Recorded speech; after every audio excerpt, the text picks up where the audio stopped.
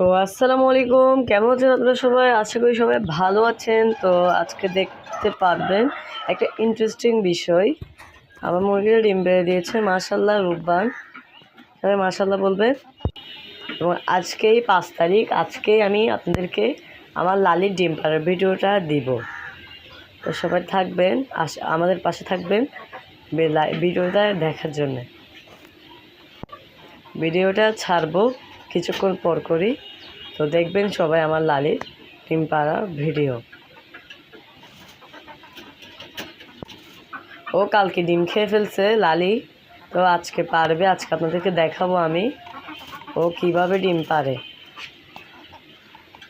আমি ওদেরকে আপনার লেয়ার ওয়ানের সাথে আটা করে মিক্স করে খাওয়াই, তাই ওর ডিমগুলো এত বড় বড়। মাশাআল্লাহ আমার রূপবানের ডিম প্রথম ছোট ছিল, এখন আমি আস্তে আস্তে লেয়ার ওয়ানের সাথে আটা করে মিক্স করে খাওয়াই, তাই ডিমটা মাশাআল্লাহ বড় হয়েছে।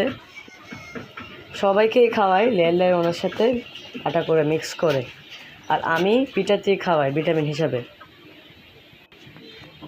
এটা মিনারেলসের ঘাটতি পূরণ করে, বিটা3 3 রকমের মিনারেলসের ঘাটতি পূরণ করে ভিটামিন। আর লেয়ার ওয়ান তো কী বলবো, ডিম পাড়া মুরগিদের জন্য অনেক ভালো, ডিম আরও বড় হয় আর মুরগিদের পুষ্টি গুণাগুণ বাড়ে। দেখতে পাচ্ছেন মাশাআল্লাহ আমার মুরগিগুলো বড় হয়ে গেছে মাশাআল্লাহ। এদিন এনেছিলাম বাচ্চা।